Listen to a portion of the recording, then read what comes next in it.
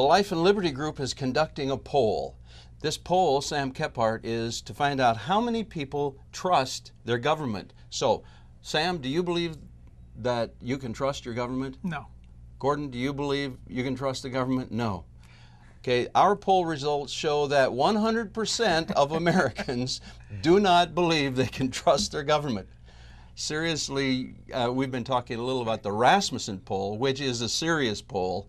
Tell our viewers what they might already know. There's a gentleman, for those of you that are not terribly familiar with polling technology and data, arguably, even by both major political parties and independent organizations, Scott Rasmussen, the Rasmussen poll, arguably is considered the premier poll. I mean, they have Gallup and some others, but the point is he's in the top 2 or 3 consistently. They are just pretty good, aren't they? They're very good at what they do. And Scott Rasmussen recently came out with a poll, and it showed roughly 10% or just under 10% of the people trusted their government. I mean, that's pathetic. So you wonder why we've got a problem and we have a blocked bowel in Washington. Sam, there's a more fundamental question than how many people trust their government. And you're saying the Rasmussen poll indicates maybe 10%. Trust. That 90% distrust. 90% distrust.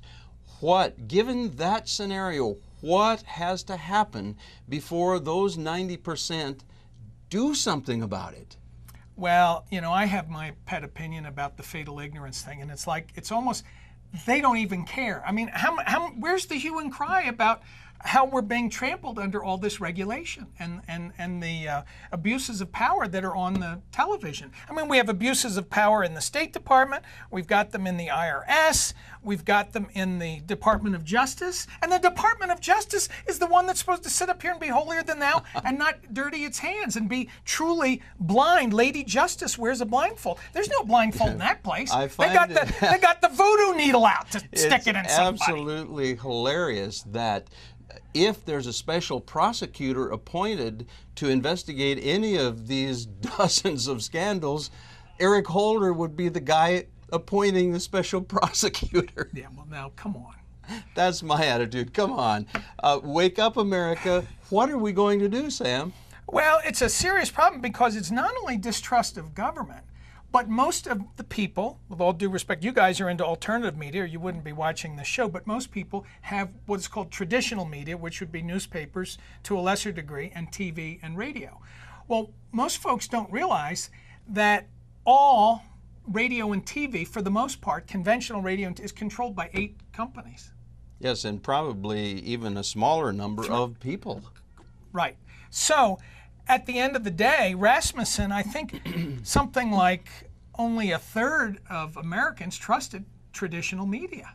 I mean, so you literally have the blind leading the blind. So how is it possible to get people educated if the mainstream media that is supposed to educate them and provide context and in-depth background and, truly both sides of the story, if people don't trust that, and they're not paying attention, how can we possibly expect them to have the sensitivity to make a good decision about all this? Do you think it is reasonable for an American today to know that their government is it a reasonable expectation to think they would know their government is betraying them on a host of issues?